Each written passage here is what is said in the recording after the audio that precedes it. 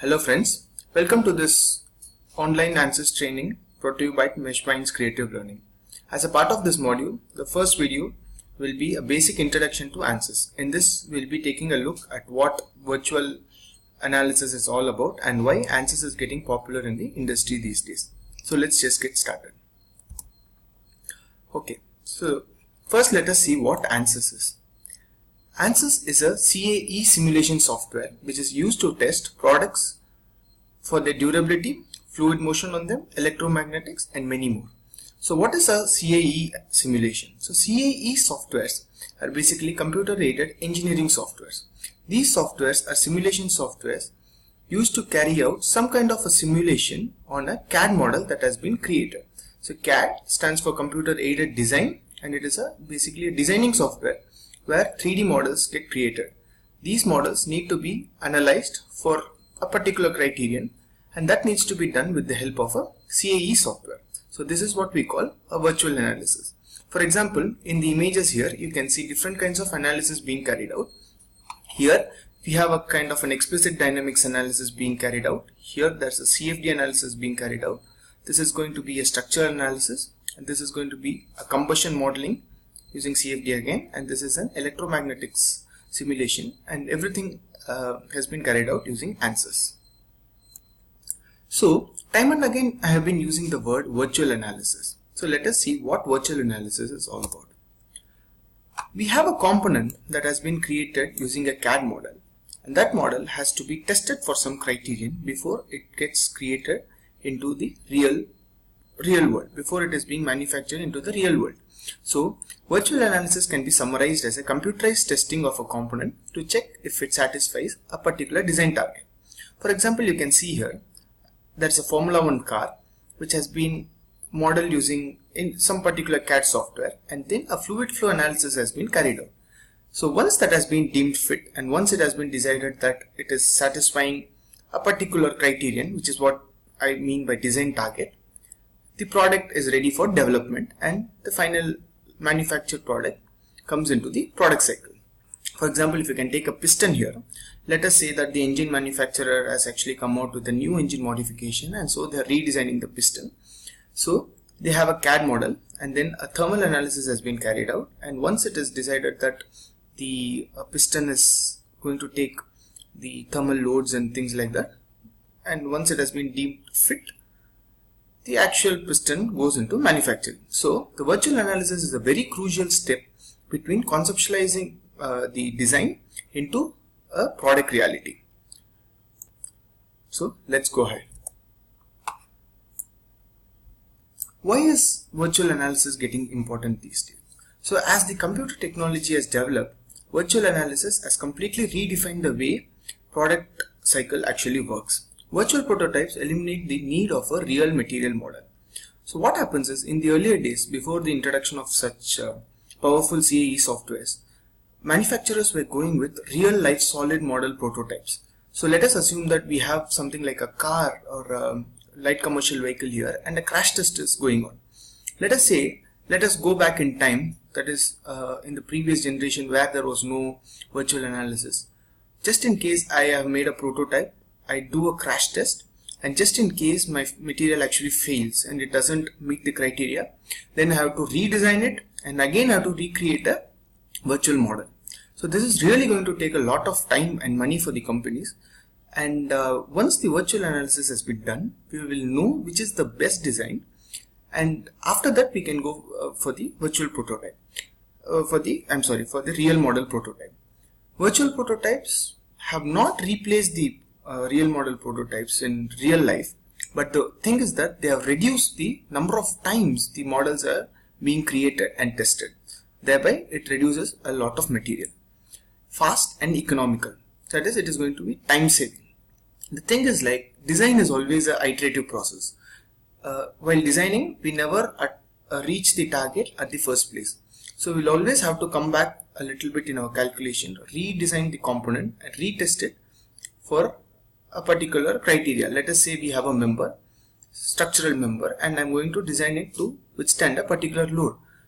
More often than not, it is likely to fail in the first case, and then we will locate some places where we can improve optimize the design, and it is going to be a process where we will lead to the best design. So what virtual analysis softwares actually do? So what these virtual analysis softwares actually do is that they give you time and space to calculate, to redesign your component and retest it right on your computer. So you're not going to create any physical model at all. So this is really going to reduce your time, money and the material. The third condition is that the problem size never matters. In real life engineering cases, the models that we are going to analyze are really going to be complex and extremely massive in size. So it is not really possible to create a create a physical test on such a huge model, and that is where CAD modeling and CAE softwares come in pretty handy. So what we'll do is we'll scale down the model, or you can even create a model of the same size using your computer, and you can just run a computerized analysis for the same. So this really eliminates the case where the problem size is going to matter. Problem size is not going to be an issue at all. The another advantage that you can think of is that dangerous and hazardous situations can be simulated. So let us slightly go into the conditions like combustion or nuclear modeling. So just in case I want to understand how the combustion is occurring inside my engine, IC engine, let's say, it is not humanly possible for you to probably see how the combustion is happening, and that is where the virtual analysis actually comes in very handy. It gives you a real life situation kind of result with contours, with good graphics to see how the combustion is actually occurring. So this is a good example of a very dangerous situation where high temperature, high stress cases are going to be involved. What I mean by hazardous situation is like you can think of a nuclear reactor. So in the case of a nuclear reactor, it is very important to see how the radioactive elements, radioactive materials are going to behave inside your nuclear reaction chamber.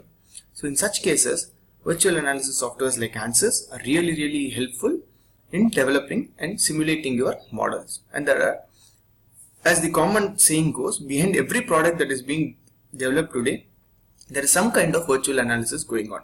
This can be structural, thermal, CFD, modal analysis, or any analysis that you can think of. But always bear it in mind that behind every product that is being developed, a virtual analysis is always there in the modern days.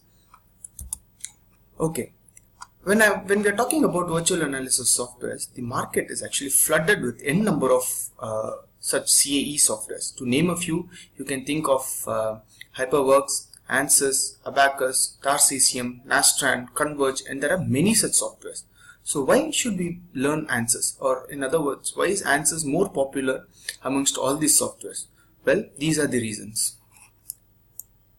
It is one of the most user-friendly CAE softwares that one can think of. So if you are very new to computer-aided engineering and analysis, then Ansys is the first software that you will always love to learn, because the graphic user interface and the ease of dealing with the commands in Ansys is going to be really interesting to use and really easy to use as well. So it is going to be a very user-friendly software when compared to a few other softwares like HyperWorks or Nastran, to name a few, or even you can think of OpenFOAM or Converge.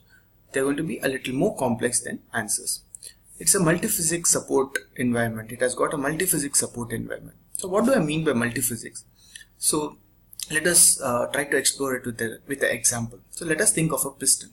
So a piston is going to be in your combustion chamber, and it is going to be subjected to about 2000 degrees Celsius upon combustion, let us assume. So now you are going to think that piston is a component subjected to a temperature, subjected to some amount of heat. So it is very important to perform a thermal analysis on such components subjected to high amount of heat. But at the same time, it is undergoing the reciprocatory motion, and it is very common that pistons are subjected to thermal shock loads. In such a case, you will have to take up a structural analysis test to check if it is taking a thermal load. So now it's going to be a combination of structural and thermal analysis. So this is how actually most of the engineering analysis is going to be. There will not be a single physics problem, but it will be a case where more than one physics is going to be involved, and Ansys is one environment where you can deal with all these analysis basically. And then Ansys analysis have proven to be very accurate. So what do I mean by accuracy? So just in case you have a virtual analysis report and an experimental report, these results should actually go hand in hand, and the virtual analysis report should be as close as possible to the experimental results. So this is what Ansys offers you. Ansys offers results which are very close to the experimental values. Robustness. So what I mean by robustness is that when you handle problems of extremely large complexity, for example, if you are doing a CFD analysis on let us say something like a supersonic aircraft at a very high Mach number, and in such cases where the fluid turbulence is going to be really high, or you can think of any problem with complexity, then the system doesn't crash thanks to some extremely sophisticated coding that is running behind the solvers. You have got a very robust CAE software in front of you in the form of Ansys. Last option that we're going to, reason why it is going to be popular is that it is going to offer you a wide range of post-processing options. As we do the course, you will be able to appreciate this fact better when we can see what are the different types of post-processing you can do. But just for the sake of knowing it, you can see that here I have got a contour of static pressure.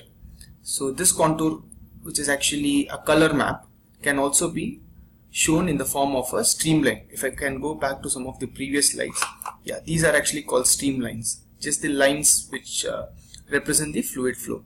So there are a wide range of options. You can even show it as vectors, and this really gives you can even animate your results and stuff like that. So when Ansys offers you these many features, it really makes it interesting, easy, and more accurate to use than any other CAE software. So which are some of the most popular companies that actually use Ansys in India?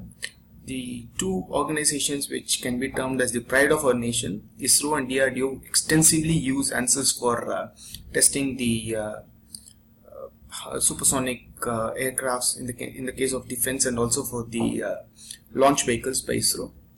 And in the automotive sector, Hyundai, Renault, and Mercedes-Benz do use it. And for aeronautical sector, HAL uses Ansys a lot, and also the global jumbo jet engine manufacturer Rolls-Royce widely uses Ansys for the combustion chamber analysis and also modal analysis of the wings.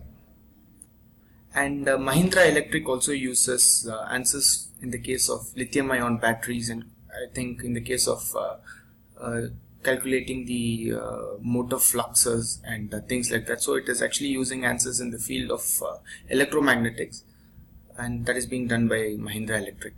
So with this we have come to the end of introduction to what Ansys and virtual analysis is all about, and thanks for watching the video.